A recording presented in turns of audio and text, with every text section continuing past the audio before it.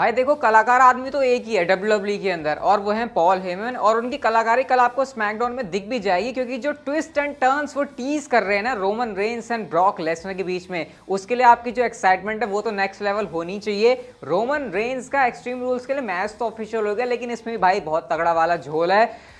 Chris Jericho की prediction already सही होनी शुरू हो चुकी है, क्योंकि एक डिपार्टमेंट में एडब्ल्यू डायनामाइट ने रेटिंग्स के मामले में मंडे नाइट रॉ को बीट कर दिया। तो गाइस काफी सारी चीजें इस वीडियो में डिस्कस होंगी, बस आप लोग वीडियो के साथ लास्ट तक चिपके रहना। तो फिर देर किस बात की, शुरू करते हैं। Okay, hello chatters, my name is Rohit and you are watching Wrestle Chatter. सबसे पहले गाइस हम लोग बात कर लेते हैं एडम कोल के बारे में, जिनके बारे में आपको पता है कि डब्ल्यूडब्ल्यूई छोड़कर उन्होंने भी एडब्ल्यू का सहारा ले लिया है। तो गाइस हमको कुछ रिपोर्ट्स पता चली हैं कि एक्चुअल में अगर डब्ल्यूडब्ल्यूई कंपनी छोड़कर एडब्ल्यू में नहीं जाते एडम कोल, तो उनके लिए मेन रोस्टर में लेकर क्या प्लान थे।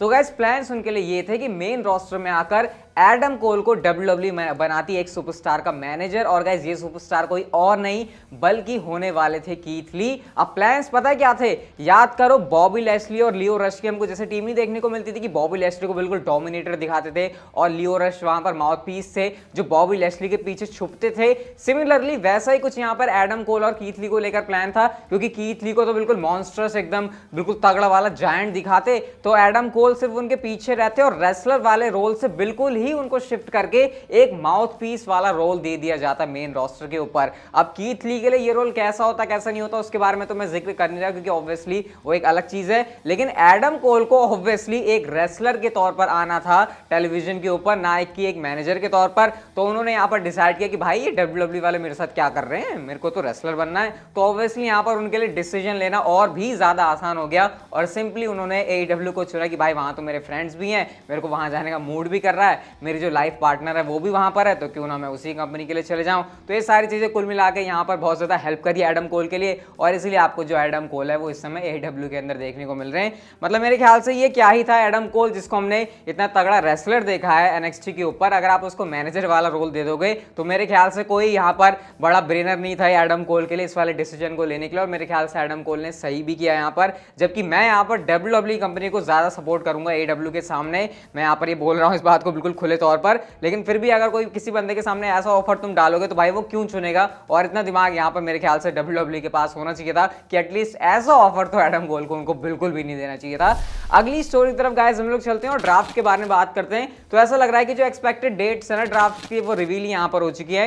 1 अक्टूबर गाइस पॉसिबली वो डेट होने वाली है जहां पर आपको ड्राफ्ट का पहला दिन देखने को मिलेगा। और हर बार की तरह जैसे हमको रिसेंट टाइम में देखने को नहीं मिल रहा है कि जो ड्राफ्ट का पहला दिन है वो स्मैकडाउन का होता है, तो 1 अक्टूबर को स्मैकडाउन को आपको ड्राफ्ट देखने को मिलेगा, और इसकी जो दूसरी नाइट होगी वो उसके बाद आपको 4 अक्टूबर को देखने को मिलेगी, जो कि होगी मंडे नाइट रॉ की। काफी इंटरेस्टिंग होता है, आपको पता है ड्राफ्ट का टाइम जहां पर सुपरस्टार इधर से उधर जाते हैं, तो मजा आने वाला है बहुत ज्यादा। वैसे मंडे नाइट रॉ की ना इस बार काफी उम्मीदें होंगी, ऐसे रॉ की जो क्रिएटिव टीम है ना वो डेस्क के ऊपर हाथ रखे ऐसे देख रही होगी कि यार इस बार हमको अच्छे सुपरस्टार्स मिल जाएं, हम रॉ की काया पलट कर देंगे, क्योंकि आपको पता है रॉ के ऊपर ऐसे स्टार पावर की थोड़ी सी कमी लग रही है और थोड़ी सी क्रिएटिव चीजों में भी कमी है। तो देखते हैं इस साल के ड्राफ्ट से जो रॉ का भला है वो किस तरीके से होता है। नेक्स्ट स्टोरी की तरफ गाइस हम लोग चलते हैं। तो जैसे मैं आपको बता रहा था गेबल स्टीफसन के बारे में, जिन्होंने यूएसए के लिए जो है गोल्ड मेडल जीता है रेसलिंग के अंदर, मैं आपको बता नहीं रहा था कि कैसे वो डब्ल्यूडब्ल्यूई के साथ साइन हो सकते हैं, ये रिपोर्ट्स आ रही वो रिपोर्ट्स आ रही है। तो ऑफिशियली डब्ल्यूडब्ल्यूई ने इस बात को कंफर्म कर दिया है कि उन्होंने जो है गेबल स्टीफसन को साइन कर लिया है। कुछ उनकी एक्सक्लूसिव एग्रीमेंट है, अभी वो स्टिल जो है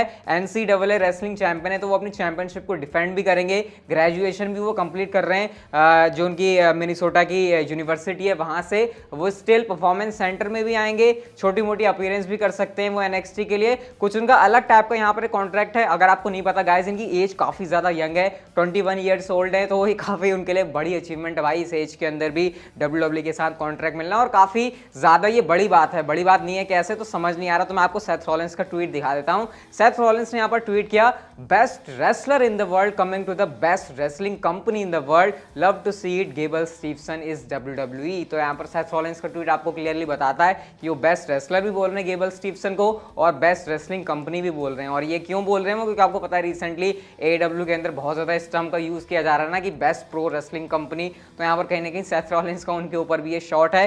तो ये कुछ बड़ी डील चल रही है गेबल स्टीफसन को लेकर, और इन्होंने और कर्ट एंगल भी, क्योंकि आपको पता है ओलंपिक गोल्ड मेडलिस्ट है, उन्होंने काफी कुछ कमाल किया, तो नजरें गेबल स्टीफसन के ऊपर भी हैं। लेट्स सी वो क्या कमाल कर पाते हैं डब्ल्यूडब्ल्यूई के अंदर। हम लोग चलते हैं गाइस अपनी अगली स्टोरी की तरफ। और जैसे मैंने अभी आपको रिसेंटली क्रिस जेरिको के बारे में बताया नहीं था कि उन्होंने कहा था कि बहुत जल्दी मेरी ये प्रेडिक्शन है कि हम रॉ को रेटिंग्स में हराने वाले हैं। उन्होंने ये नहीं कहा था कि हम हर हफ्ते रॉ को रेटिंग्स में हराएंगे, लेकिन उन्होंने ऐसे कहा था कि हम एक हफ्ते हराएंगे, फिर हो सकता है एक हफ्ते हार जाए, लेकिन 2-4 महीने में, 4-6 महीने के अंदर हम AEW को रेटिंग्स में हराने वाले हैं। अब अगर मैं आपको इस हफ्ते AEW डायनामाइट के सबसे पहले रेटिंग्स बताऊं तो गाइस रेटिंग्स एक्चुअल में काफी अच्छी हैं। 1.3 मिलियन रेटिंग्स मिली हैं ऑल आउट के बाद के डायनामाइट के एपिसोड को, तो आप लोग देख सकते हो ये काफी अच्छी उनको रेटिंग्स मिली है। और अगर मैं आपको बताऊं कि डेमोग्राफिक के अंदर, यानी कि जो 18 से 49 डेमोग्राफिक जिसको एडवर्टाइजर्स टारगेट करते हैं, यानी 18 से 49 की ऑडियंस जिसको सबसे ज्यादा एडवर्टाइजर्स टारगेट करते हैं, मतलब ये वो ऑडियंस होती है जिसको सबसे ज्यादा टीवी पे एड्स दिखाने के पैसे मिलते हैं, आप ऐसे समझ सकते हो। वहां पर जो रेटिंग लेकर आई डायनामाइट वो थी 0.53। लेकिन अगर मैं आपको मंडे नाइट रॉ का हाल बताऊं तो मंडे नाइट रॉ इस वाले की के अंदर रेटिंग लेकर आई थी 0.52। तो अगर इस मामले के अंदर देखा जाए तो ऑलरेडी डायनामाइट ने रॉ को यहां पर हरा दिया है। तो क्रिस जेरिको की जो प्रेडिक्शन है आप लोग कह सकते हो वो यहां से सही होना शुरू हो चुकी है। और अगर डायनामाइट, अगर आप कह सकते हो वीक बाय वीक अच्छी प्रोग्रेशन दिखाता है, तो अभी आपको पता है रॉ की हालत चल रही है 1.78 के आसपास, डायनामाइट ऑलरेडी 1.3 के आसपास आ रहा है। तो डायनामाइट यहां से इंप्रूव करता है, रॉ वहीं पर बने रहता है, या फिर रॉ अगर नीचे कहीं गलती से आ गया तो भाई फिर सिचुएशन यहां पर काफी इंटरेस्टिंग हो सकती है। और उसके बाद क्रिस जेरिको के इसके ऊपर क्या रिएक्शन रहते हैं वो देखना तो भाई हमारे लिए हमेशा इंटरेस्टिंग रहेगा। तो देखते हैं क्या कहानी चलती है इनके बीच में। लेकिन रेसलिंग वॉर है, कंपटीशन चल रहा है, अगर इधर से प्रोडक्ट अच्छा होता है तो भाई डब्ल्यूडब्ल्यूई भी पुश होगी, तो और हमारे ऐसे में हम रेसलिंग फैंस को देखने में काफी मजा आएगा। क्योंकि अगर डब्ल्यूडब्ल्यूई नीचे जाती है तो उनको भी जोर लगाना पड़ेगा, जोर लगाने से प्रोडक्ट अच्छा होगा, तो भाई ऐसे में हम रेसलिंग फैंस के इस समय जो है काफी मजे आने वाले हैं। क्योंकि कंपटीशन के समय एटलीस्ट प्रोडक्ट अच्छा हो रहा है, ये बात हमको देखने में काफी ज्यादा अच्छी लगती है। नेक्स्ट स्टोरी की तरफ गाइस हम लोग चलते हैं, और यहाँ पर गाइस हम लोग बात करते हैं रोमन रेंस के बारे में, जिनका एक्सट्रीम रूल्स के लिए मैच हो गया है ऑफिशियल। और ऑफिशियल कुछ डिफरेंट तरीके से हुआ है, क्योंकि डीमन बैलर को हम लोग एक्सपेक्ट कर रहे थे एक्सट्रीम रूल्स के अंदर, लेकिन गाइस फिलहाल के लिए जो डब्ल्यूडब्ल्यूई ने मैच ऑफिशियल किया है वो समय यहाँ पर आप लोग अपनी स्क्रीन के ऊपर देख सकते हो। डीमन बैलर नहीं है, सिर्फ नॉर्मल वो हंसता वाला बैलर ही है, हंसता वाला बैलर नहीं है, वैसे गुस्से वाला बैलर है। Finn Balor versus Roman Reigns के बीच में आउट ऑफ नोवेयर पता नहीं कहां से डब्ल्यूडब्ल्यूई ने स्मैकडाउन से ठीक पहले इस मैच को जो है एडवर्टाइज कर दिया है। काफी सारे लोग वैसे इस कमेंट सेक्शन में लिख रहे हैं कि ब्रॉक लेसनर क्यों नहीं है इस मैच के अंदर, क्योंकि पता नहीं क्यों काफी सारे लोग ब्रॉक लेसनर को एक्सपेक्ट कर रहे थे। वैसे ब्रॉक लेसनर इतना एक्सपेक्टेड नहीं थे, क्योंकि आपको पता है बड़े स्टेज के लिए डब्ल्यूडब्ल्यूई ब्रॉक लेसनर को बचा कर रख रही है। वैसे रोमन रेंस ने इसके ऊपर अपना रिएक्शन भी लिखा है, यहाँ पर उन्होंने लिखा है another trip to the island of relevancy, another beat down courtesy of the tribal chief #extreme rules #smackdown। वो कह रहे हैं कि भैया एक और मेरे हाथों जो है तुमको बीट डाउन मिलने वाली है। तो रोमन रेंस तो भाई हर बार की तरह काफी ज्यादा कॉन्फिडेंट है। वैसे अगर आप ये सोच रहे हो कि डीमन बैलर के अब आने के कोई चांस नहीं है, तो अभी रुको थोड़ा, जो यहाँ पर झोल हो रहा है ना डीमन बैलर के आने का, उसके लिए हमको स्मैकडाउन के एपिसोड का वेट करना पड़ेगा। क्योंकि डब्ल्यूडब्ल्यूई ने वो हार्ट बीट जो बजाई है और उसका कुछ तो मतलब है ना, तो उसके लिए आपको स्मैकडाउन का वेट करना पड़ेगा। Card is always subjected to change, तो ऐसे में डब्ल्यूडब्ल्यूई जो है कुछ भी इस मैच के अंदर चेंजेस कर सकती है। आपको पता है मैचेस चेंज हो जाते हैं, तो अगर डब्ल्यूडब्ल्यूई को चेंज करना है तो उसके लिए आपको स्मैकडाउन का एपिसोड का वेट करना पड़ेगा। अभी हो सकता है डब्ल्यूडब्ल्यूई ने जस्ट इस मैच को ऐसे बनाया हो और इसमें जाकर जो है चेंजेस आपको देखने को मिल जाए, तो वो चेंज के लिए तो आपको कल की स्मैकडाउन को वेट करना पड़ेगा, और कल की स्मैकडाउन को बिल्कुल भी मिस नहीं कर सकते।